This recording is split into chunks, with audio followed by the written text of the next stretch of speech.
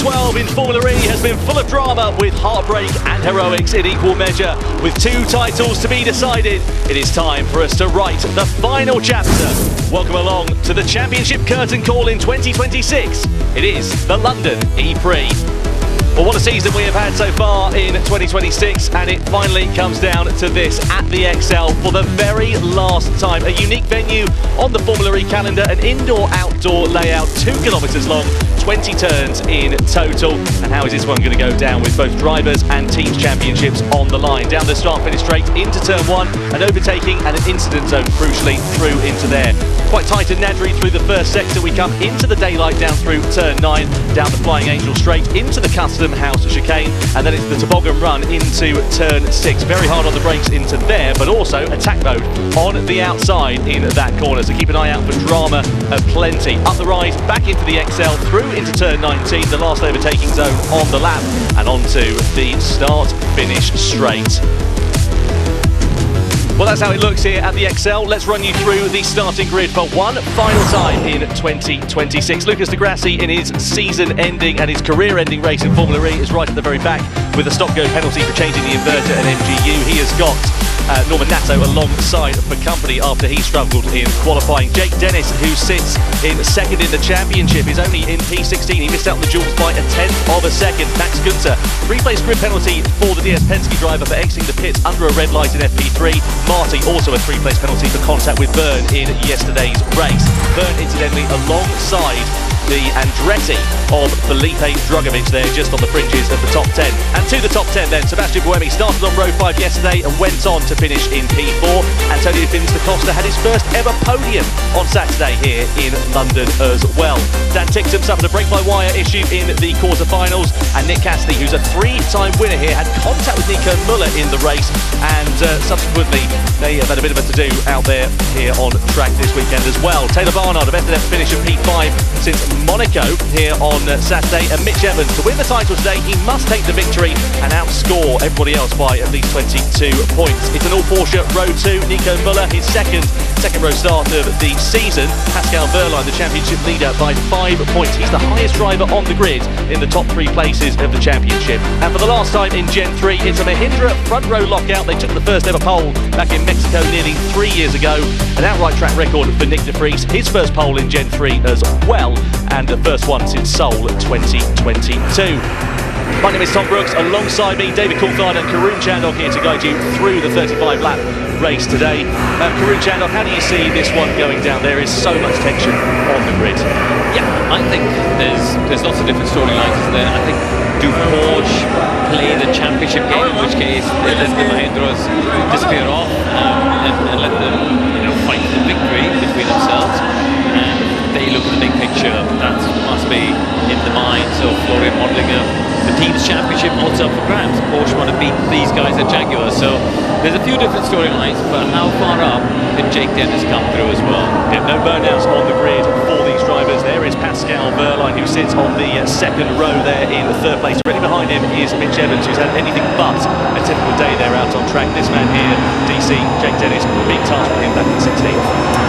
It makes it quite clear though what the goal is. It's kind of win every minute, isn't it? He's got to get himself up there in front of the line. There's a big possibility of doing that.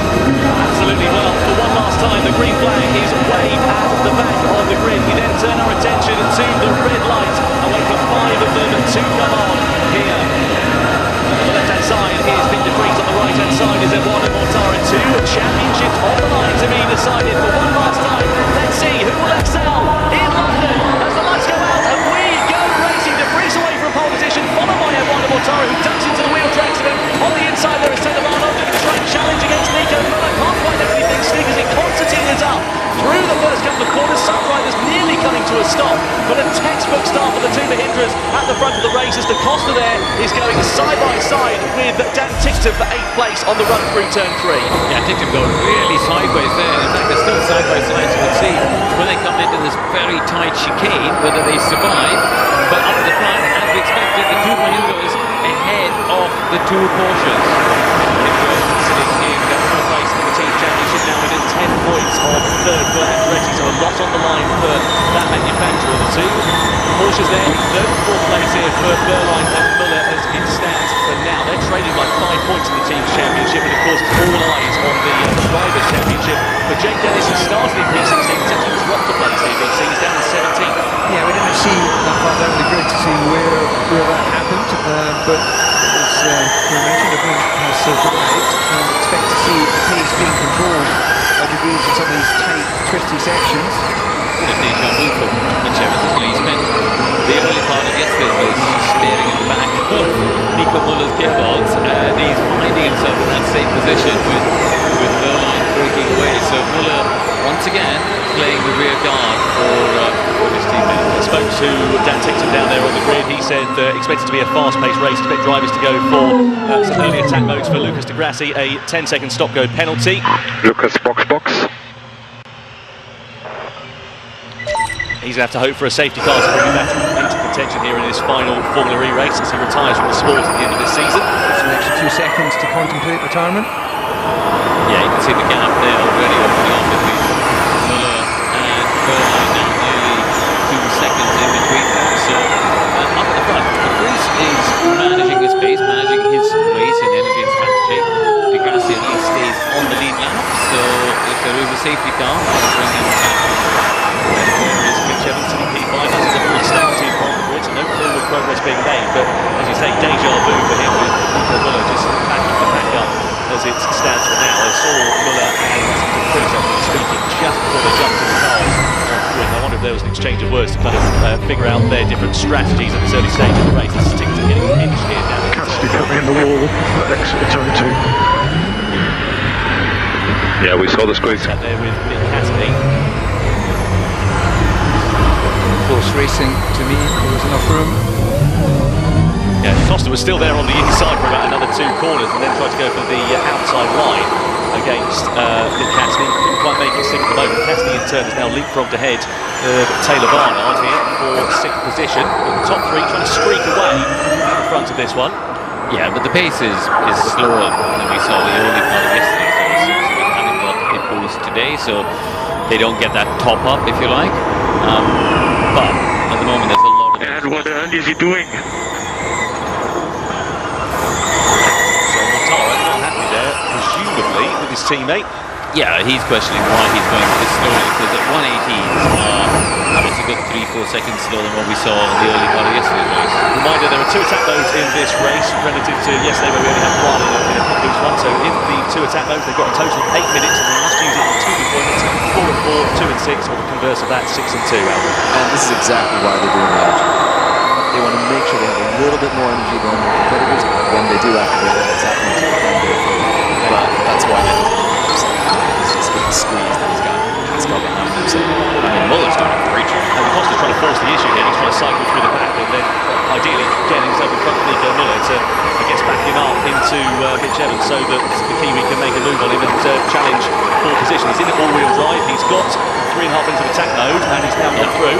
Yeah, you see Cassidy, they immediately moved out of the way, as did Evans, so they both know Da Costa's got it, and now Da Costa's right on the back of Muller, so this is the Jaguar team game coming into play here.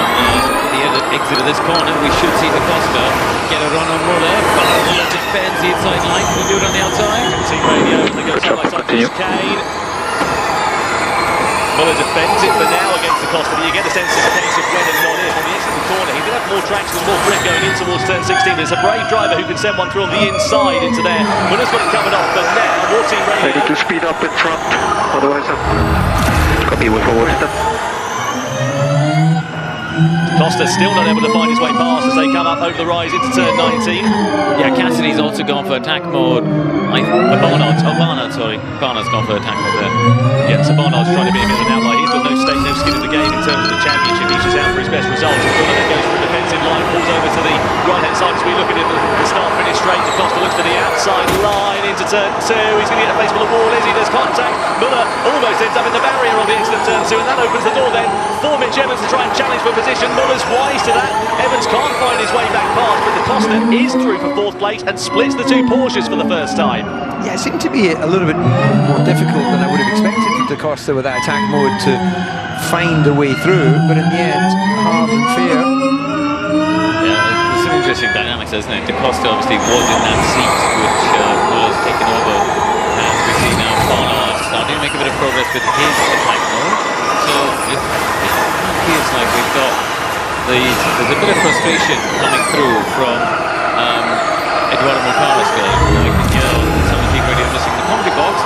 He's pushing for his team to ask De Vries to increase the pace, but that's not happening so far. And De Costa's gone through on Berline for third place there. Berline subsequently going for attack mode. I think his hand was kind of forced there, really, to be honest with you. The upshot is that Berline's going to have more attack mode remaining once De Costa runs out. Okay, let's increase the pace. And Barnard's got ahead of Berline there. Yeah, nice little move. Side by side with De Costa versus Eduardo Montara, trying to disrupt the rhythm of the two Mahindras down into turn one. Can't make anything stick on the Swiss driver through there, but he's in the hurry up here, isn't he, at the moment, and trying to get himself into the race lead and give Jaguar a chance of controlling things at the front of this race here, Albie. Yeah, exactly. I mean, you can see Jaguar actually have done a really good job getting De Costa early with that early attack when we get to the front. They're trying to make sure he comes out in the team's championship. Yeah, these 48 seconds for De Costa are now absolutely crucial. Montara knows that, chops his way over to the inside, forces De Costa the long way round in towards the Castellan chicane. Can't make anything stick, has to back out as the Portuguese driver. Berline is there in the background now, ready to pounce as well. He's going to have 3 minutes of attack mode remaining, so about 2.5 once De Costa has come to the end of it. And surely then it's going to go from De Costa having the advantage to then subsequently falling out of it as De Vries goes in for his first deployment and manages crucially to retain it ahead as they go side by side in the second between De Costa and Montara, who's defending like a lion here as he challenges for position. Now De Costa is under pressure here from Berline once again. Barnard's there ready to pick the pocket of them both as they come through the final series of corners. De Costa's going to come to the end of his attack mode here and may leave himself vulnerable down on the run into the first corner. But what it has done is just given the Mahindras a little bit more breathing room at the front of this race. Yeah, De Costa seems to be a bit tentative. I guess that overall picture of the team's championship has not made him as aggressive as we saw with Jake Dennis yesterday. You know, when he had these opportunities, he really sent it. Yeah, absolutely. You can see that De Vries has managed to keep the lead, hasn't he? He's done well there, but going into the attack mode, not really losing time. And his teammate is still there behind him. I tell you what, there'll be a smile on De Costa's face as he got Barnard. Copy that, the pace is very high. They put lead pack in attack. The lead pack are in attack at the moment. And into attack mode then goes Eduardo Montara as he missed it. He's missed it. He did exactly what Evans did here a couple of years ago. Went too wide, missed all 3 loops on the entry into attack mode. Yeah, he was too tight, wasn't he? On that first one, definitely was too tight. Now De Costa under pressure here from Pascal Berline. Berline with 1 minute and 22 seconds left. I wonder whether De Costa's offence might be in vain. These two have got history being former teammates. There's not much love lost between them as Berline pulls alongside. De Costa then down the start finish straight into turn 1. Has the outside line. De Costa's going to force him deep and try and hold the position, which he does so. And getting back past in the next part of the first sector is a very tall order. Yeah, look, De Costa doing exactly what he needs to do, even though Berline's got that attack mode to make his car really wide. And, well, of course, we're going to have to find another way. That was really smart there from De Costa. You can see he was very selective in who he was. He let Taylor Barnard straight through with Barnard on attack mode. He didn't waste any time. He was focusing on the Porsches. Berline again having another nibble down into the chicane. We've seen drivers being able to defend, and that's exactly what De Costa is able to do once more. Team radio. Sattler, his race engineer, just saying to keep calm as again De Costa forces him towards that outside line, takes the defensive line on the run in towards turn 16. Can't make anything stick into there. 20 more seconds. That's all De Costa has to do. Try to hold off this challenge of Pascal Berline. He's doing a fantastic job for both him and the team so far here. And De Costa will be fully aware. Berline can't take any risks here. De Costa's not in the championship fight. Berline absolutely is the favourite to win today, and he can't take the risk. 4, 3, 2, 1. Is he going to outdrag him, Tom? He's alongside him down the start finish straight. He has managed to find his way through as they come down in towards turn 1. So Berline, against all the odds, does manage to get past that Tony De Costa, move his way up into 4th place. But look at the gap now. There's about 5 seconds between these two and Taylor Barnard, who's up the road. Yeah, he's simply for the team's championship. For Mahindra, it's great news if the checkered flag fell now, because they back 3rd ahead of Andretti. At the top of it, it would be Jaguar who would win it by just 1 point currently, but there's so much left of this race to run, so much strategy. But just look at how much the field is spread out in the first 5 places now. Montara's actually in a good position, isn't he? Because he's got both his attack modes remaining, and he's still only 3 tenths behind De Vries. So I think Montara, although he made that mistake by missing the attack mode, he's very much, I think, in a better position now because he's actually not lost any track time versus his teammate who has used one attack. Albie, 3 drivers in contention for this championship. One moment, we'll come back to that as we look at the overtake here between Wehrlein and De Costa. Nothing De Costa can do. Tried his best to defend down that start-finish straight. Now he drove straight into me. Power and the inside line. Wehrlein not happy with the conduct of his former teammate. Start finish straight, that's the move being made for 4th position. But yeah, Albie, I was just going to say about Jake Dennis, he's down in 17th place, he's one of 3 drivers mathematically in contention for winning the title. What can he do at this point? The pace is a lot quicker than he was expecting. Can he make much of an impression? Is he backing the energy to use later on? It's not enough. It's not enough. He needs to get back. He needs to get much more position. Yeah, he's having a safety car or something like that as well, perhaps. You know, Dennis is just stuck in there.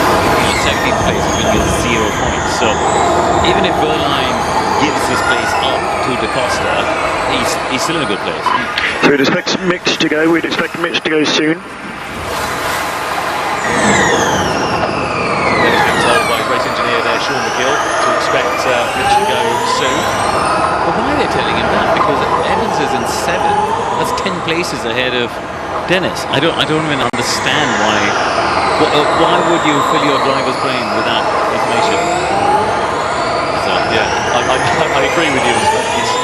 It's one of those, isn't it? Right, Tigton's down in 10th place. He's just gone for his first attack mode deployment, but the pace of this race significantly faster than I think a lot of us were expecting. And as such, I mean, look at it now. The top 5 sort of back into the same picture with each other. They're about 5 seconds separated, and that gap has really shrunk down now with Wehrlein and De Costa latching onto the coattails of the top 3 here. yeah, I mean, Dennis has got 5% more energy than De Costa, for example. But De Costa's he's used so much in that whole ding-dong of trying to battle Wehrlein. He's burned up a bit more energy. He's also used an attack mode as well. That's the same as Wehrlein.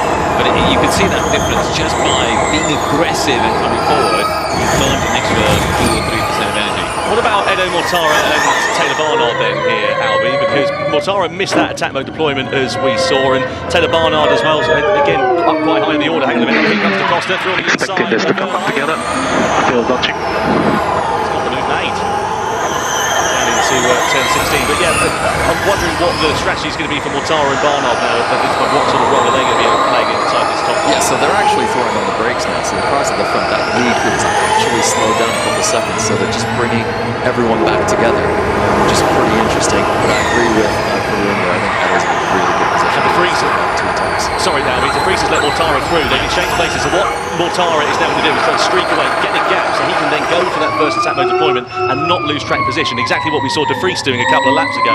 What Mortara was trying to do before he ended up missing those attack mode loops. Yeah, you can see Mortara, the squirm of oversteer. He's trying to get a bit of a move on and make a gap, I think, to take attack mode pretty soon and rejoin without losing track position. So they're orchestrating it a little bit. Personally, I think off those 2, Mortara is in a good place, but he may not take an attack. So you need to create a 1-second gap and then take attack. He's going to be able to do that. It's up to 7/10 of the last split then, going down towards that section of the slip. Yeah, he can go through this time around at Mortara, so I'll say maybe next time just to give him a bit more of a buffer. They don't want to rush things here for him, but they're in control of this race and they're able to command it quite well at the moment. We saw Tigton in the background of the shot, just going onto the straight there, challenging against Nick Cassidy for 8th place. Tigton in attack mode, but not able to make too much of an impression right now. Again, that it's sort of always the accordion effect. It ebbs and flows, doesn't it? It was shrinking right down the lap ago. Now it's increasing once more as Tigton again piling the pressure. It's been a debris just coming off the back of the cars down the start-finish straight. Evans is going to know the rear end of the course pretty well, isn't he? By the end of this weekend, he's still there, staring at the back of Muller's car. Let's have a look here at a replay for Edo Mortara. This is down into attack mode. This is the time he missed it.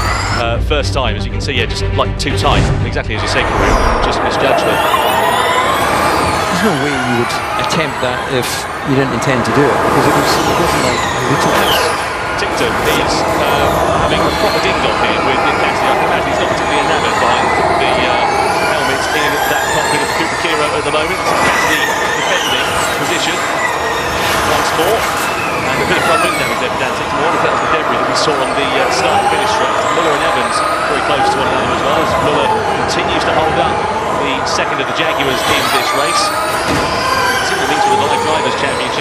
stands for now. It will be Pascal Wehrlein who will be crowned as the champion.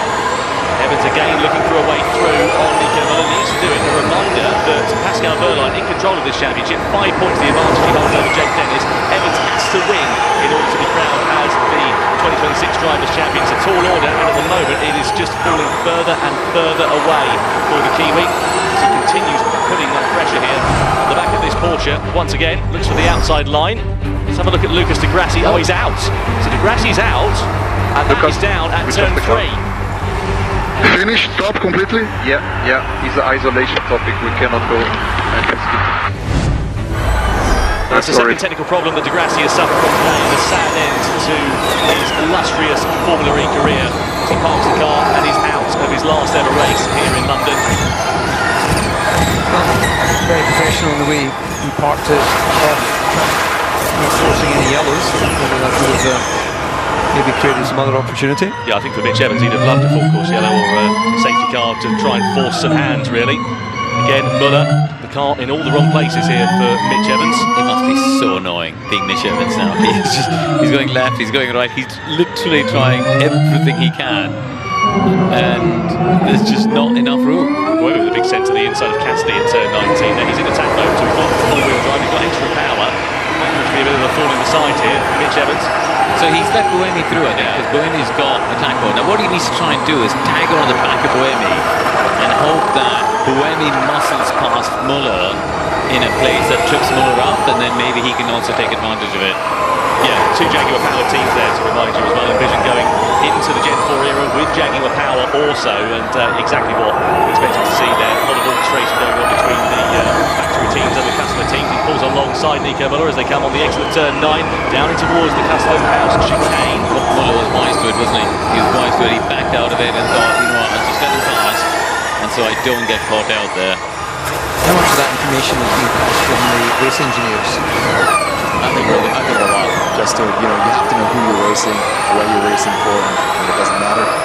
Especially Cassidy goes in for his attack. Missed it as well. He's not the first driver to miss it here today, and he's I think he got a late call though. You could see he was heading in the normal line, then turned left, and I think it was a late call. Gap to Dennis is 14 seconds. The problem you've got there for Dennis is that the pace was so fast here, DC, in the first part of that race. Even though he's got more of an energy advantage, as we were talking about earlier on, he hasn't got the time to be able to use it. He needs to now hope for a full course yellow safety car to try and bring him back into the rest of the pack, doesn't he? Yeah, I think that was always going to be the hope. The chances of, especially on this racetrack, doing as much overtaking as some of the others was always going to be slim. So it's rolling the dice of hope, and that is slowly fading.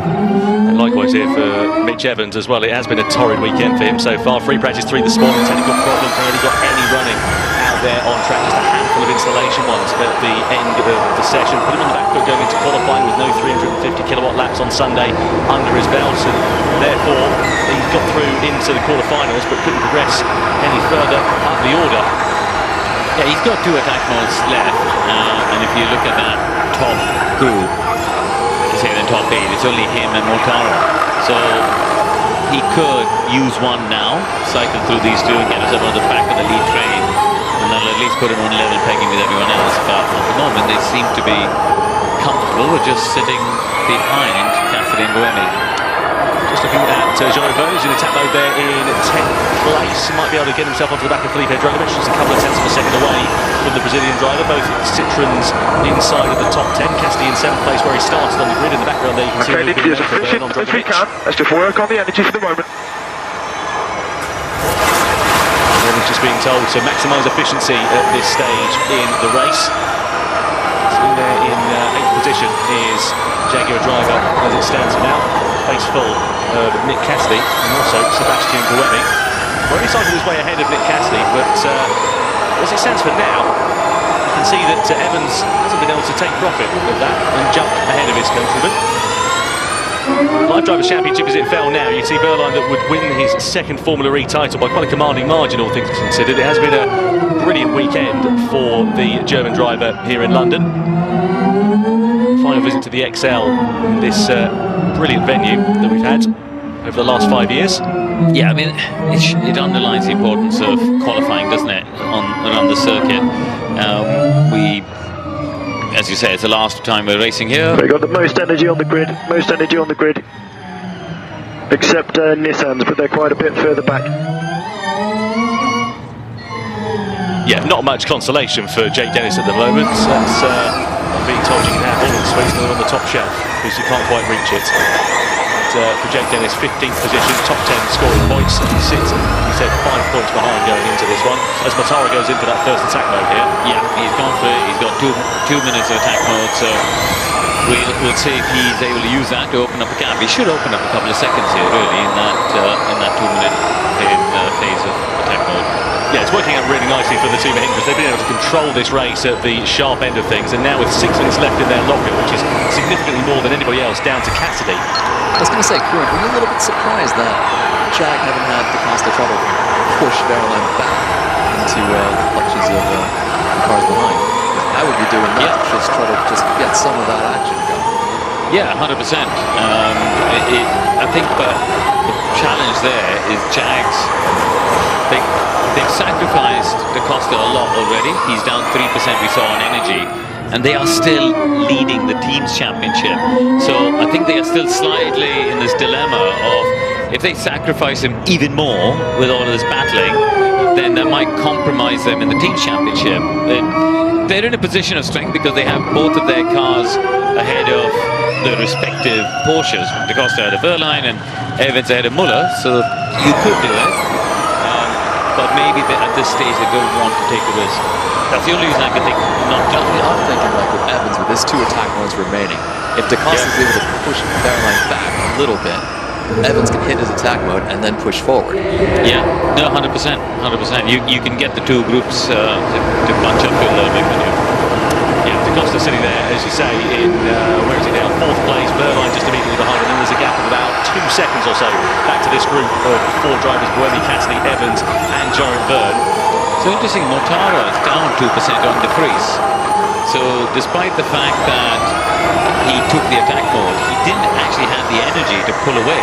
He's just taken the attack mode and then kind of stayed in front. Yeah, it's just in exactly the same times as the first 4. Because when Edo passed De Vries, that was an orchestrated overtake, right? So they'll probably just reverse that afterwards. Yeah, you'd imagine so. Let's have a look at Jake Dennis here. This is over crest of the hill, and a bit of what looked like rubber coming off of the tyre there. Certainly some debris covering the T-cap on Jake Dennis's car. 16th place he is still sitting in. A little bit of team tactics there. What Andretti have done is they've asked Trigovic to hold the pack and actually do exactly what I was talking about with Jag. And that's allowed Dennis to actually get up and into that sort of, let's say, 3rd group. And then he's going to try to push forward, I guess. Yeah, if he's in a chance to get into the points positions, and again, you get that late race safety car, he can then be in a position to maybe cycle through, use that extra energy later on the race. It's a big gamble, but they've got nothing to lose at this point. He's got 4 minutes of attack mode left of him, and you can see there Mortara and De Vries have now switched places once again. De Vries back in front in this race. The 2 Mahindras with 6 minutes left of attack mode. Barnard, DaCosta, Verline, etc. All the way down to Nick Cassidy, all with 4 minutes left in their locker. So Dennis, as you said, that's his first attack mode, isn't it, for Dennis? Oh, side by side. Yeah, trying to challenge here against Dan Tincton. The 2 Britons going head-to-head with one another and wheel-to-wheel into turn 3. Dennis has got the position. He's up through and into 15th place then here at the start of lap 25. And you can see a stream of cars unfolding in front of him thanks to teammate Felipe Drugovich, who's brought them right back into play now here. Yeah, that's a perfect example of how close it gets in Formula E. You've got to be compliant.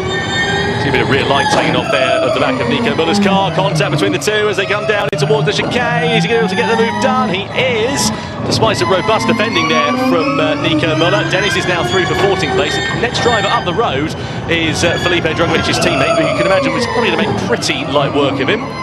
We're being told on the team radio 2 minutes and 50 seconds left of attack mode relative to Ericsson and Marty, who are both in it, but Ericsson's going to be coming to the end in less than 20 seconds time. Marty with a bit more left in his locker, but it might open the door for opportunity as DaCosta under pressure then here from Verline once more down into turn 1. Nothing doing for him this time around though.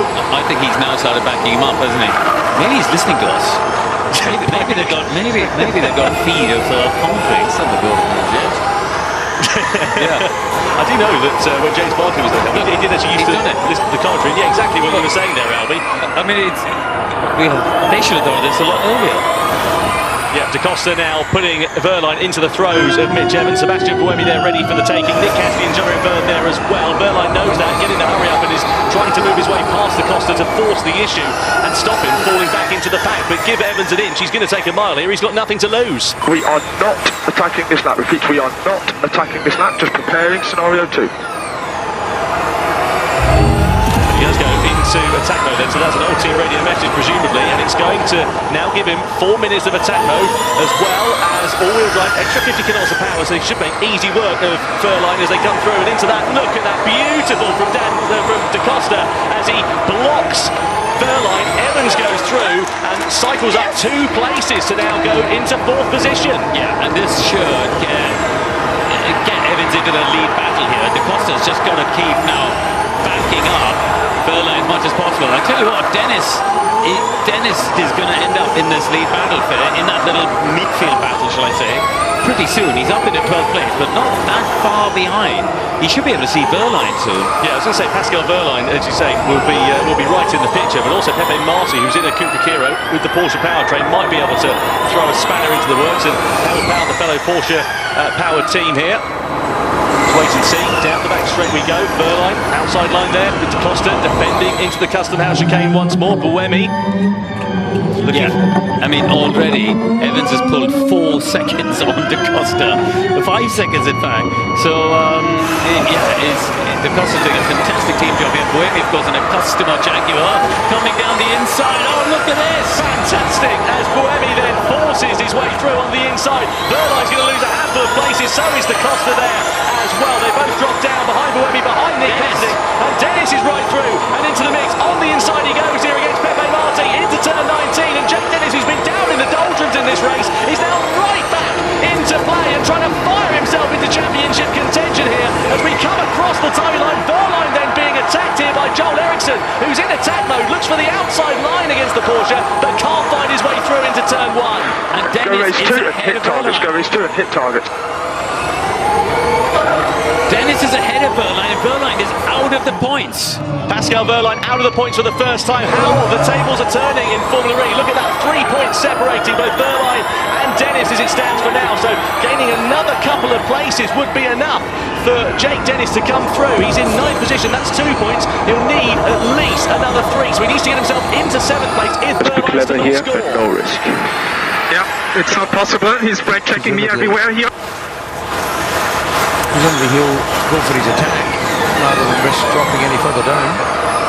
Into attack mode then it goes. Nick Cassidy, Burns in the mix there as well. Dennis, well, let's see what he can do. A reminder that he's still got 1 attack mode deployment then remaining. Is getting frenetic and fast here, isn't it, in the final stages of this race. What we thought was a bit of a foregone conclusion has now really bowled up and come alive as Da Costa goes for that wider line here against Pepe Marti, allows Joel Eriksson to go through. Verline still out of the points and down into 12th place, to remind you. And look at that train of cars that is following the German driver who is trying to challenge for the championship but is so far going to score no points. And Da Costa again aggressively defending against the Porsche-powered Cupra Kiro of Pepe Marti down into turn 1. Nato in the mix and also in attack mode. Felipe Drugovic fancies a slice of the action. Evans is through and into 4th place. A reminder, he needs to win this race, but he's got a chasm of about 3.6 seconds in order to be able to do that. And I don't think it's going to happen for him as it stands for now. Well, he's got less attack mode than Okay, how's the championship looking for the team? We're looking good. Yeah, Evans has still got 1 attack mode remaining, and likewise Taylor Barnard there as well, so that could throw the cat amongst the pigeons here. It's not over as Dennis cycles his way through and into 8th position. Cassidy's on the inside here as well of Joel Eriksson as they go 2 by 2 through 16, 17, up over the hill into turn 18, but Dennis is through to 7th place. That's enough for him to become the world champion of 2026 if Verline fails to score. Yeah, but Verline's just gone into attack now, but Da Costa's crucially gone into attack, so Da Costa is in attack mode ahead of Verline. And once again, he can play that game. I'm surprised Jaguar didn't try and do an opposite strategy there. So they open the gap now. The gap is 2.2 seconds, 2.9 seconds now here as well for the likes of those drivers to make up, isn't it? Yeah, but Verline's got ahead of Da Costa. Right. So we haven't seen this, but Verline has got ahead of Da Costa. Yeah, needs to use that attack mode to his full advantage, and Dennis also needs to as well. And you can see Joel Eriksson probably being given a hurry up on the team radio, sends it down the inside of Jake Dennis and demotes him down to 8th place. So the title again takes another twist. They will tie on points, and at the moment it'll be Pascal Verline. Yeah, Verline will be 2 points ahead now, but this is going to ebb and flow with the different attack modes coming out. Only 5 laps to go, Tom, and Dennis has gone for attack. So Dennis has gone in for it, as has Jean-Eric Byrne in the Citroën. Yeah, so into their final attack mode deployment. Evans, who still has one attack mode remaining, but he's about 6 seconds or so off the back of the top 3. It's going to be a tall order for him. On the inside goes Antonio Da Costa against Pascal Verline. Verline in attack mode, Da Costa in attack mode. They come together as they exit down the final corner. Verline goes for the defensive line. Da Costa tries to challenge as they head down into the first series of turns, but can't make anything stick. And they've closed the gap right back up onto the pack now. And Dennis has also dropped down 1 further place behind Cassidy to 9th. So the 2 championship contenders are now nose to tail in 9th and 10th place. But Dennis, crucially, will have an extra lap of attack mode. This could come down to a fastest lap point to remind you in this race as well. 1 extra point if you're inside the top 10, and you do get the fastest lap in this one. Drivers' Championship is the one where the publicity lies. Would you sacrifice a car? Well, they're going to be pretty second-hand after this race, I'm sure, because we move over to the Gen 4 era of Formula E. Nose tail into attack mode. Then for the final time goes Sebastian Buemi. Dennis on the inside, contact there as they go side by side with Pascal Verline. Verline muscling his way through, and he spins round. Dennis is going to be out of this race, and so is Verline. They're both out the championship contender, aren't they? Dennis is going in a cloud of smoke. Can Verline get going though? As well, the yellow flag's out down in the final sector. Right, let's wait and see. It's a double yellow down at turn 17. If that gets called as a safety car, that could really change the complexion of this race in the 9 stages. But the track's now clear, and they're both back out into the race. The upshot is Dennis has dropped down to 14th place and is out of the points, and so is Pascal Verline as well. So, if it finishes as it is now, it'll be Verline who again will come back into championship contention and win the title. No front wing on Jake Dennis's car. Don't think he's going to be worrying too much about that, but that was a couple of corners where it all got so... Hang on a second. Evans still has to use his second attack. Evans hasn't used attack mode. But hang on. Evans suddenly could be in contention now. Yeah, because they're both out of the points. True, very true, but he needs to score. He needs to win the race. He needs to win the race to do that, and he's 8 seconds away at the moment. So he's got that time. If he gets a safety car, maybe. Yeah, but I think Pascal's out. Keep going, keep going. Jake Dennis could be out of this race if he can manage to just keep going. Maybe some points are on offer. 7th place is what he needs if Verline fails to score, to remind you. Let's work out what happened then. So Dennis was on the inside there of Eriksson, couldn't make anything stick. Verline sent it through on the inside into the very next corner. Dennis hit them both. Yeah, and you can see Eriksson got tagged there by Verline as well. Yeah, Verline caused that. Yeah, Verline ran, exactly. Verline ran into the back of Joel Eriksson there, and Eriksson ended up in the path of Dennis. Dennis is in the pits. Dennis is in the pits, but crucially, Pascal Verline is not. He's carrying on. He's going to try and limp his car home to the checkered flag. Also, Joel Eriksson in his final race for Envision out of this race. And for Jake Dennis, what a bitter end to a phenomenal championship run that he's had at the end of this season. Ever since we came to China in Sanya, he's been on top form, and sadly for the Briton, it's going to come to no points here. And what we've missed in all this is Taylor Barnard is now in the lead of the race. He's got ahead of both the Mahindras. So all of a sudden, we've been watching the battle in the championship leaders, understandably, but Taylor Barnard has ended up in the lead. Phenomenal. He's done a great job then of conserving energy in this race, using that extra power of attack mode with a later deployment compared to De Vries and Mortara to go through. Now Evans, he's in the final attack mode deployment. He's got 2 minutes and 20 seconds left. He's within 6 seconds, but it's going to be so difficult for him to make anything stick at this point. He's got that final attack mode, but he's not got the time, and the gap is just, I think, going to be too insurmountable. For Taylor Barnard, meanwhile, in DS's final race in Formula E, as that name will exit the championship at the end of this season, he could be on to become the youngest ever winner in Formula E, whilst it all kicked off for the title behind. I don't know how Mahindra screwed this up, because they had everything in position. They just missed that up. Yeah, we didn't see what happened there in that lead battle, but as you said, Barnard never won a race. They've had a pretty torrid season, DS Penske, and here comes Mitch Evans lapping his championship rival Jake Dennis there. So he's going to need a bit of a miracle here, Mitch Evans, but as we've seen today, crazier things have happened. Absolutely. Over the line we go then to begin the final lap of 2026 of Gen 3 in Formula E. A reminder that Jaguar leading the Teams Championship. They will be taking the Teams Championship if it finishes as it is with Mitch Evans in P4. De Costa's out of the points, but crucially, so are both of the Porsches. And De Vries is now all over the back of Taylor Barnard once again. So is he going to go for a Hail Mary, a move on this final lap to challenge for the last win in Gen 3 of Formula E here in London? Through in towards turn 9 we go. Barnard is going to have to defend unless he can get a great exit out of it, and De Vries isn't close enough to attack here, DC. Well, you never know whether he might try and send it in 16. Through the custom out chicane we go for the final time, nose to tail in the battle for victory then. Barnard, who has had a torrid season by his standards, moved over to the DS Penske team, and unfortunately for him it's not really worked out. However, in the final race of the year, it is all coming good for the Briton. He will become the youngest ever winner in Formula E history as he exits through